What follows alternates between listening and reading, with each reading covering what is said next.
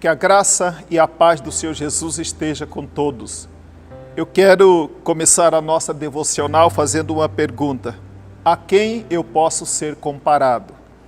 Quero ler na palavra de Deus, na carta que o apóstolo Tiago escreve no capítulo 5, a partir do verso de número 7. Diz assim a palavra de Deus: Sede, pois, irmãos, pacientes até a vinda do nosso Senhor. Eis que o lavrador aguarda com paciência o precioso fruto da terra, até receber as primeiras e as últimas chuvas. Sede vós também pacientes e fortalecei os vossos corações, pois a vinda do Senhor está próxima. Irmãos, não vos queixeis uns aos outros, para não serdes julgados. Eis que o juiz está às portas. Irmãos, tomai por modelo no sofrimento e na paciência os profetas, os quais falaram em nome do Senhor. Eis que temos por felizes os que perseveraram firmes. Tendes ouvido da paciência de Jó, e vistes que fim o Senhor lhe deu, porque o Senhor é cheio de terna misericórdia e compassivo. A quem eu posso ser comparado? Nesse tempo que nós vivemos, quando nós estamos com pressa, né? Talvez a maior pressa que nós temos hoje é a pressa para ser vacinado. E aí vem aquela esperança, aquela expectativa que aí estarei numa situação melhor. Realmente o período é crítico que nós estamos atravessando, não temos como negar. Mas veja bem, meus amados irmãos, aqui na palavra do Senhor, Tiago, ele manda que nós olhemos para o exemplo de três figuras muito conhecidas por nós. A primeira figura é a figura do lavrador. O lavrador, ele semeia a semente na terra. Ele não pode desejar que daqui a tanto período, tantos meses, ou semana, ou dias, ele vai comer do fruto que ele plantou. É um processo. E ele tem que aguardar. Tiago, ele fala que até que venha as primeiras e as últimas chuvas. As primeiras chuvas vêm para fazer brotar, crescer. As últimas chuvas vêm para concluir, né, a produção da lavoura. E assim o fruto vem então a ser colhido no seu devido tempo.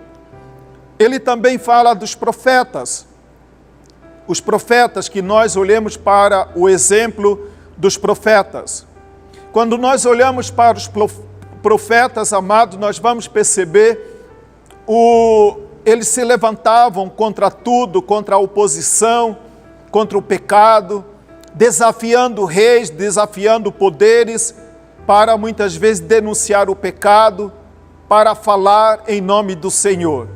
E assim tendo sérias consequências sobre a sua própria vida.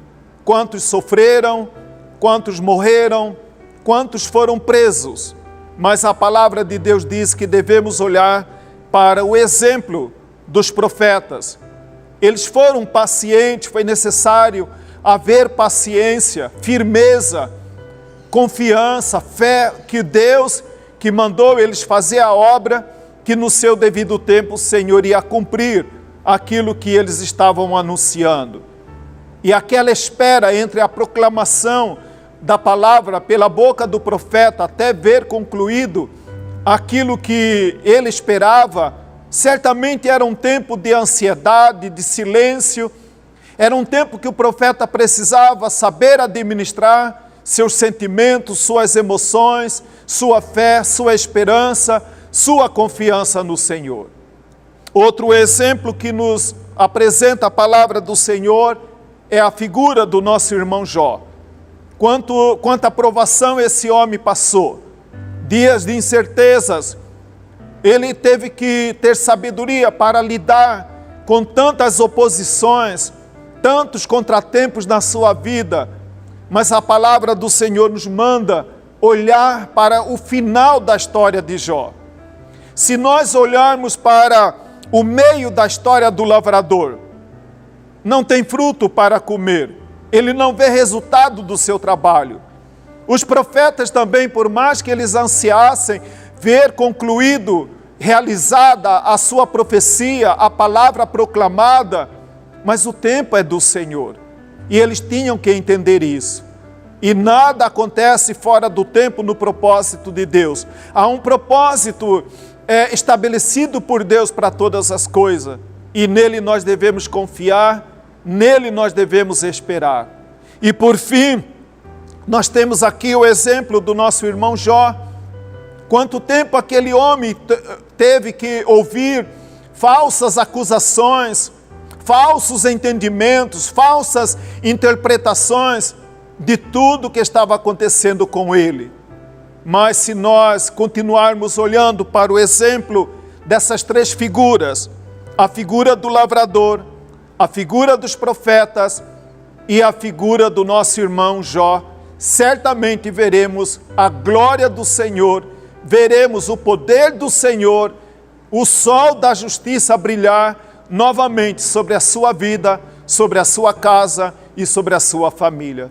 Que Deus possa abençoar grandemente seu coração e que o Espírito Santo do Senhor venha completar no seu coração esta palavra em nome de Jesus. Amém.